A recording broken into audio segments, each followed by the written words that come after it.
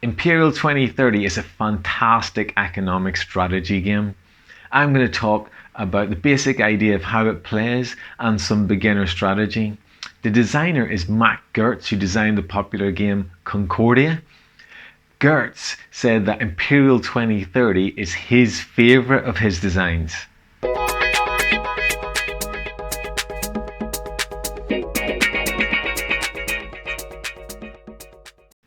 Welcome to Unfussy Board Games. I'm Terry O'Neill. In this video, I will be talking about what players are trying to achieve in Imperial 2030. We're going to take a look at the 6 world powers according to this game. Did you know that experienced players recommend using the variant rules even from your first play? So we're going to take a look at the options. Now, I can't manage a piggy bank, but if you keep watching, you'll hear some Imperial 2030 tips from a professional economist. Imperial 2030 is unfussy. Look at these components. You've got a board, paper money. Each nation has its investment tiles and some wooden pieces, but that's it. That is the game. And the rest of it is the design. And the design is elegant. The rulebook is a fairly quick read. But the strategy is quite hard to wrap your head around, and it's a heavy game, it's a long game. In my experience, it will not fit into an evening. In Imperial 2030, the players do not take turns. The nations take turns. The players watch while the nations are fighting over territory, and the players are trying to invest in the nations they think will prevail. The players are like gamblers betting on a horse race, only you're allowed to place bets while watching the race. The theme here is that we are the puppet masters behind world events, controlling nations with our money from our Swiss bank accounts. And how you win the game is by getting the investment tiles in the most powerful nations. There's this power track at the top of the board.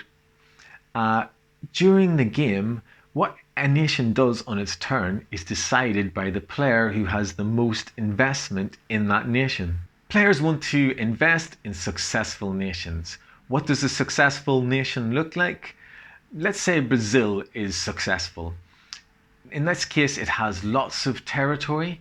Then it will hit the tax action, which will hoover up money from the board into its treasury. Then it will hit the payout investors, and that money will come to its investors, which is me and you. Then Brazil will tax again, grab money into its coffers, and then hit investors and payout. As investors, these are the only 2 actions we care about. We want to tax and pay out to us. Tax and pay out to us. The only problem is that the nation needs to have something to tax. It needs to have territory. And while we're getting Brazil to use its turns to tax and invest, the other nations are using their turns to grab the territory off Brazil. They are building factories which produce ships and tanks. They're importing or producing ships and tanks, or they're moving ships and tanks. And very soon, Brazil doesn't have any flags on the board. That's not your problem. You, as an investor, can take the money you got from Brazil and invest it in one of the other nations. And that is the basic strategy of the game. It's about backing the right horse at the right time in the race.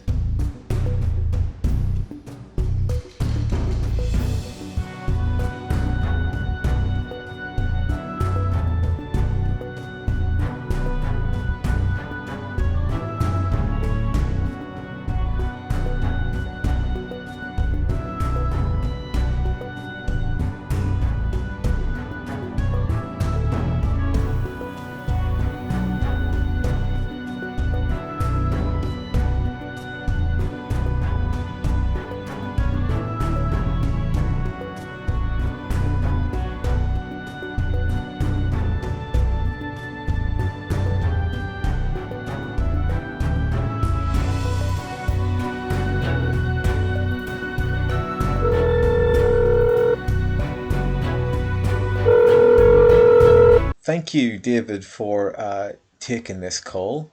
Um, this call is about this game, Imperial 2030. Do you have experience in this field of world economics at all? So I'm a economist by trade. Been doing that for a couple of years since I graduated.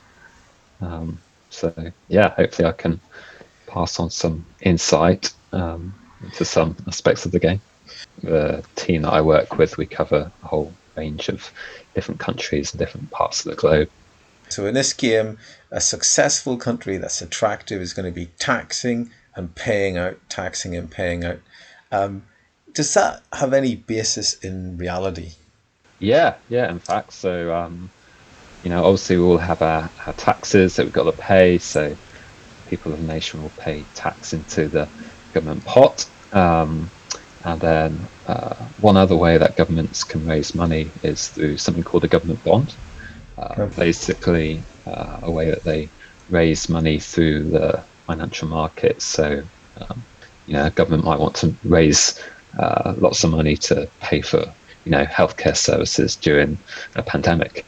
So they would, yeah, buy lots of or no, sell lots of bonds to things like big banks and financial institutions, and then they will sell those bonds onto the markets, which investors can buy. So, in fact, anyone can really buy a government bond. You can buy a government bond. I could buy a government bond. We could, um, own a bit of government debt. So there's some, credence to what the game suggests. It's very interesting with the the interest tiles because they go up in value and they get more and more expensive.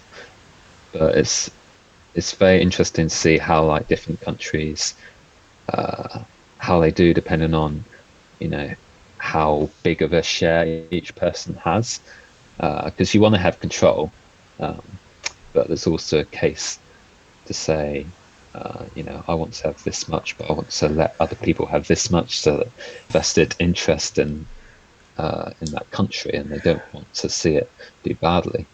Oh man, of course, that's actually true, isn't it? You Mm. don't want to have sole ownership of a nation because then the other players are all going to be against you.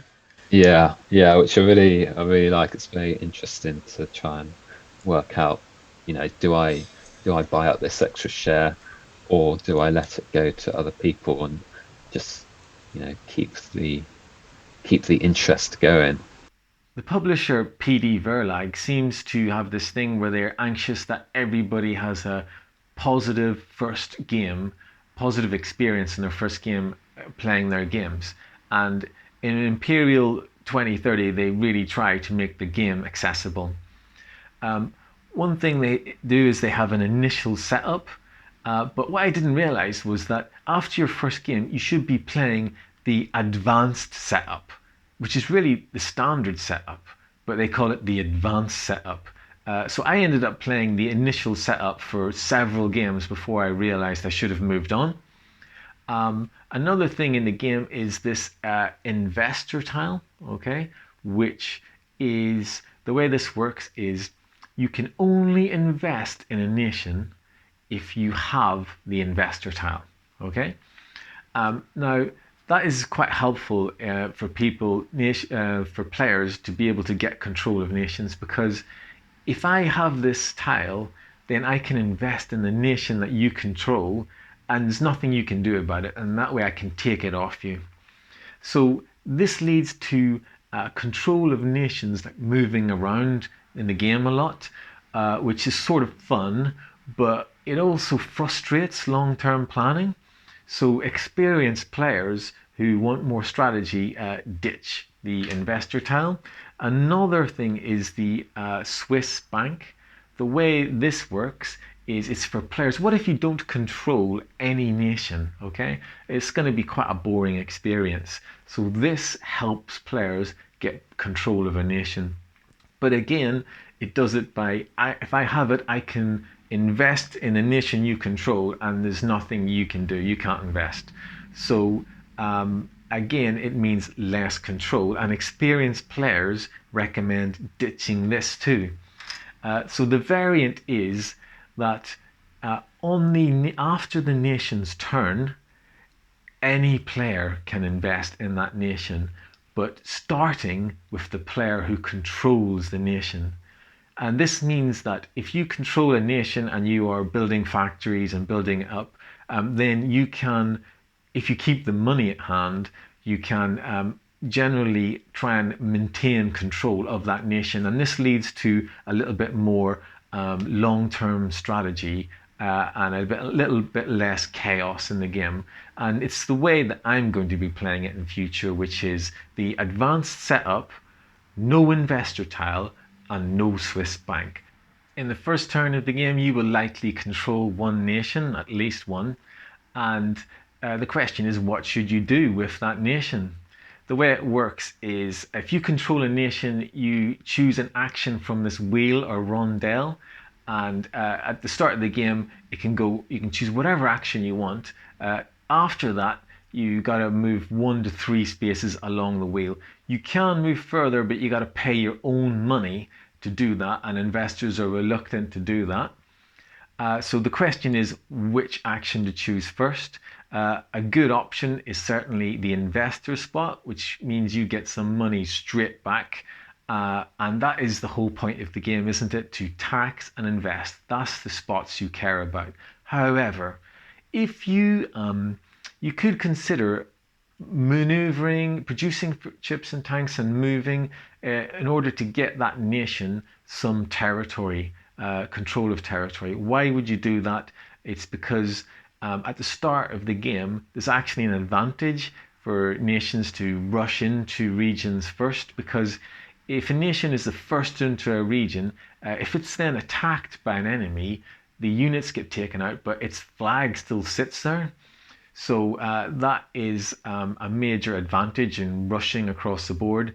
And also, if you're playing with a variant with no investor card, that means if I control a nation and build it up a little, I can keep enough money to keep control of that nation or to keep invested in it, so that whenever I go to tax, I will be getting a lot of money into that nation, and then I can hit invest. So I'll be able to cash in on those turns that the nation has spent building up and grabbing territory. Thank you for watching this video from Unfussy Board Games. I hope this video was useful to you. I hope you enjoyed it even. If that's the case, and you want to see more content like this from this channel, then please let me know.